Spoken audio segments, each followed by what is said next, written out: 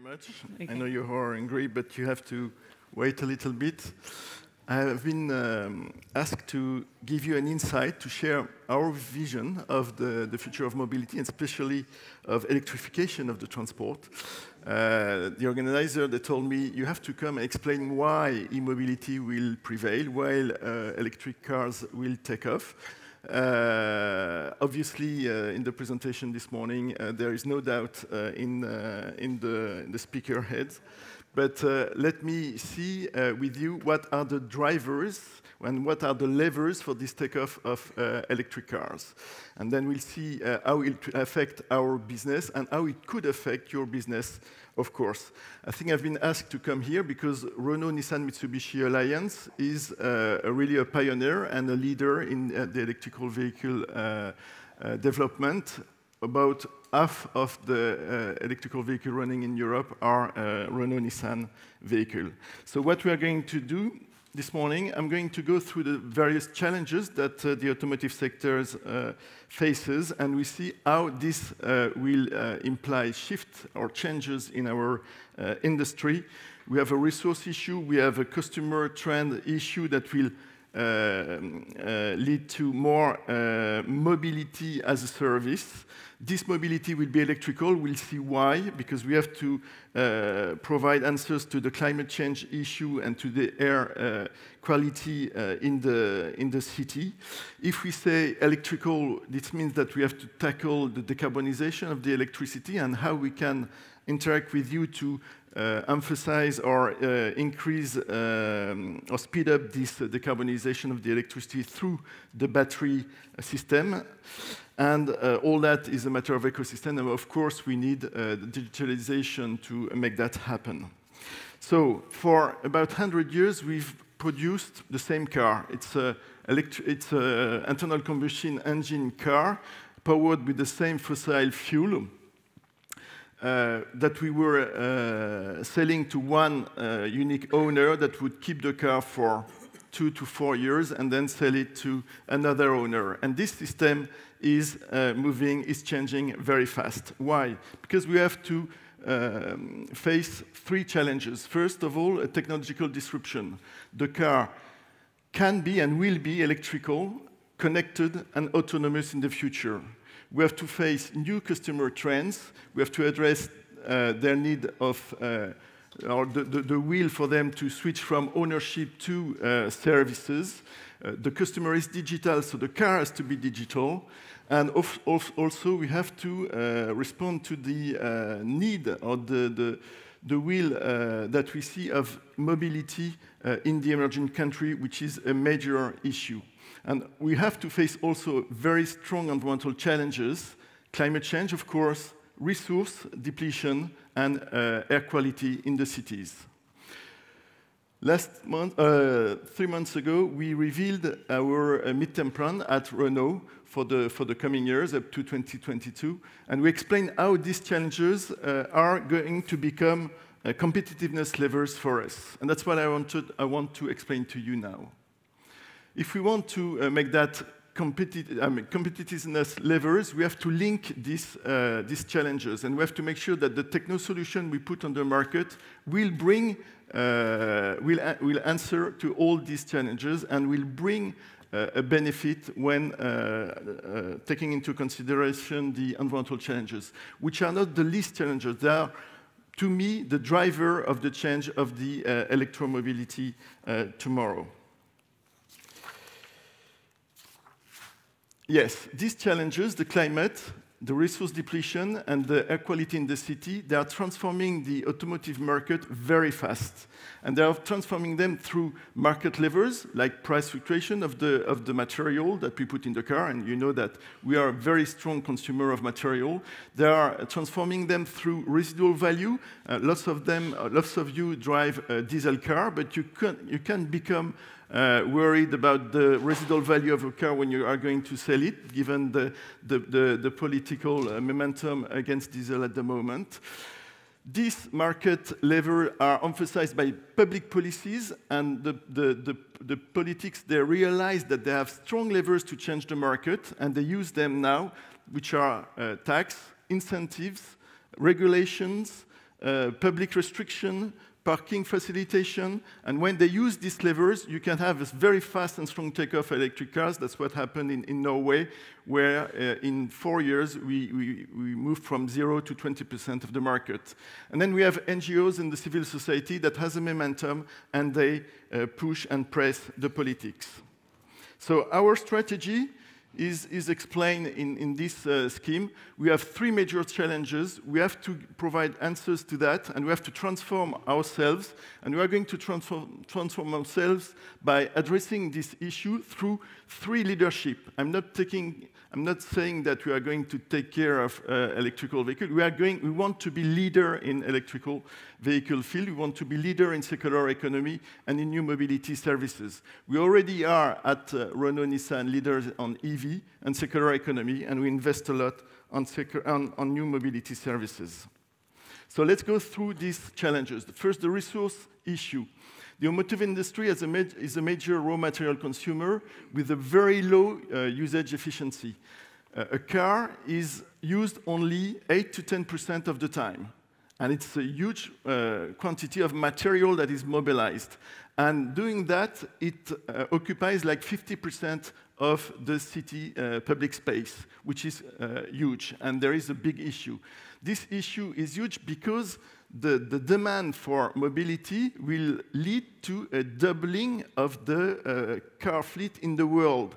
Today, there is about 1.2 billion cars running in the world. By 2050, the forecast is 2.2 billion cars. So we have a major issue there. I mean, the model is not sustainable. So we have to move to other way, and to this inefficient use of the resource will be challenged economically and politically, and we have to go through services, not just because the customer wants it, it's because the city cannot absorb all that flow of car. So new mobility and circular economy, when I say new services, that means that we are going to question ourselves the ownership of the car and the ownership of the battery. And for that, we need digital. We need digital for lean mobility and lean share services. We need digital for more traffic and driving efficiency. We can really make a huge saving in the energy consumption by this driving efficiency and traffic efficiency. And we need also digital for the product traceability. I'll come back on that. At Renault, when we sell an electric car, we rent the battery. That means that we remain the owner of the battery. And this is a key issue in our debate today. Second challenge, the climate change. I mean, COP21 has set the target, I would say, and we know what we have to do in the transport sector and in the individual car sector. We have to reduce absolute value by 30% by 2050, considering that the park will double by that time. So we know what we have to do per car. The fuel efficiency has to improve drastically per car. And this requires a heavy electrification. Why will this happen? Because I told you the policymakers, they have the levers and they want to use them now. They have levers that they can use on the consumer, like fuel and tax incentive. These are developing in most of the country. And I mean, today, most of the EV consumer that we have, they go for EV because we have large incentive, like in France or in Norway. In Denmark, they are questioning, but it remains right now.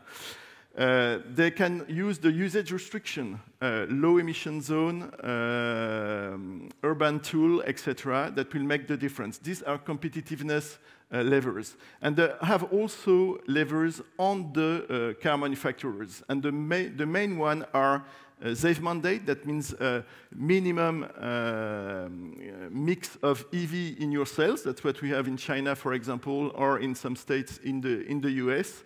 So it's a very motivating regulation for us. And more important, the CAFE regulation. That's the corporate average fuel efficiency regulation that will be enforced in most of the countries around the world by 2020. And that's why we are developing, all of us, electric cars offers now. This is not because the consumer want them. It's because we have to fulfill this CO2 regulation, which is extremely critical. each car manufacturer will have to not to exceed 95 grams per kilometer of CO2, considering the average of the sales in a territory. And an electric car counts for 0 grams of CO2 per kilometer. So you can see that you really need that to achieve that regulatory target. Then the third issue is the air quality in the city. This is a very strong issue. That's why diesel is in trouble at the moment. But we have to solve that. More and more studies, more and more scientific knowledge show that the air issue, to which we participate, to which the energy sector participates also, is the first cause of death around the world, premature death. And it has also implication in, for example, the size of a baby. There are new studies that has been released yesterday about it. So this is a very critical issue, and the politics, they are motivated to solve that, not just because this is a critical society issue, but also they are also motivated by the fact that they are legally responsible for the air quality in the cities. So we have new players now, not only states, not only Europe, but cities that are very active in developing these policies towards electrical vehicles. So we have to anticipate all that. We know already, if you take, for example, Renault sales today, we know that 80% of our sales today will be under very severe CAFE regulation in 2020. The most severe are in China, in Europe, and in the US. And already 40% of our sales today will be in territories, cities, countries where we'll have traffic restriction. Traffic limitation. And we know also that some bodies, countries or cities has committed to remove some technology from their territories. Diesel first, and you see all the announcement that has been made already, but also ICE. ICE, that's internal combustion engine. So the dates you have in yellow here on this screen are the commitment that the country have made to remove regular internal combustion engine from their territories. Will this happen? We don't know, but this is the playground. This is the will of the politicians. So we have to take that into consideration. Even if it does not happen at the date they consider, this is the trend that they will try to follow. That means that they will implement all the fiscal and regulatory levers to achieve that at some stage. In that perspective, electrical vehicle is the ultimate solution because it's zero emission while driving in the city. This is not a clean, purely zero emission vehicle, of course, but it's zero emission when driving. And if you consider the carbon footprint over the entire life cycle, the benefit is clear. It has been mentioned this morning. You were mentioning 50 grams. We say more like these figures today, but this is much better than an ICE today. And more important, given the work that you are doing and given the commitment that has been made at European level, at country level, this carbon footprint will be better and better with time since we are going to decarbonize electricity. And here you see, we also integrate in our estimates the service to grid, because this is a benefit, an environmental benefit that will also increase the overall benefit for the society of the electrical vehicle in the future. So what will be the market in the future? I will not give you our forecast. I will just show a reasonable conservative estimate by Morgan Stanley. What will be the market shares in 2020 or 2025 in Europe, in China? We're talking here about millions of vehicles. The main market will be China, but we can reach more than 10% in Europe by 2025. Now, Renault, let's come back to Renault. I have to talk a little bit about Renault. We were pioneer, and we want to remain leader. That means that we were the first movers. We already have 5 models running in Europe, 2 of them being for good transports, Kangoo and Master, because this is another key issue. I mean, we usually consider people mobility, but the good transportation and electrical good transportation is a key issue, and we are the only one providing this type of model. We are a fast mover in terms of range improvement. It improves much faster than we expected already. All right. The customer satisfaction is very high, and we are leaders. So what we want to do, we want to expand our reach, 8 new models by 2022. We want to remain leader in Europe. TCO competitive, total cost of ownership, Ruby mentioned it. He said within 5 years, we say within 2 years. That's good. If he's right, we'll be more competitive than the competition. But this is very easy to achieve. We're going to reduce the engine cost by 30% and the battery cost by 30% by 2022. So we are on track to have a very competitive product. We are talking energy, so I have to say a word on battery. The battery system, I told you we rent the battery. That means that this is an asset for us. You were talking about 40,000 battery connected in Germany. We have more than 100,000 battery, which are our property that we follow daily, state of health, charge and discharge cycle at our customer. And this is an asset we have to use for smart charging, for Second Life, but we have to use for the benefit of the customer. I don't have much time, but you know that smart charging and Second Life can be very helpful for the future and has to be helpful to shave the peak or to equilibrate the network. I don't want to explain that into detail. I don't have time.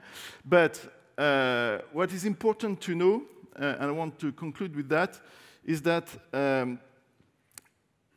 data has a value, energy has a value, and the avoidance of energy or the avoidance of carbonized energy should have a value. And the important point here is that we have to value that and to provide this added value to all the players. And I mean, this will happen and happen for the benefit of everyone if we can share, if we can localize this value, identify this value, and share it to all parties. This is extremely important. That's what we do with, for example, Jetlix, a startup in which we took shares recently. We propose integrated offers, clean energy and electrical vehicle. They are able to pilot their own energy and to distribute that. And we also develop apps and services to value back the use of their battery in the car because it provides added value, and this has to be partially provided back to the consumer. New mobility services, I can't explain that maybe in the panel. We are going to manage battery. We manage battery already. We are going to manage fleet directly and fleet mobility. That means that we, as car manufacturer, will also be a player, a large player into the demand side. And more important, we have 8 years of experience of this electrical car business. We know that it's a very ecosystemic problem to solve, and only all together we can solve it. And digital is key there because we have to work together. I mean, ecosystem means links mean digital. And this value has to be identified, but nobody can really claim that they know what to do and what will be the right way to handle that. We have to be very pragmatic and learn and try. And it's going to be a bit Darwinistic at the end, but be humble, learn and try things, and try to identify where is the value, what is working well, and at the end, we'll get this value all together for the benefit of the planet and the society. Thank you very much. Thank you.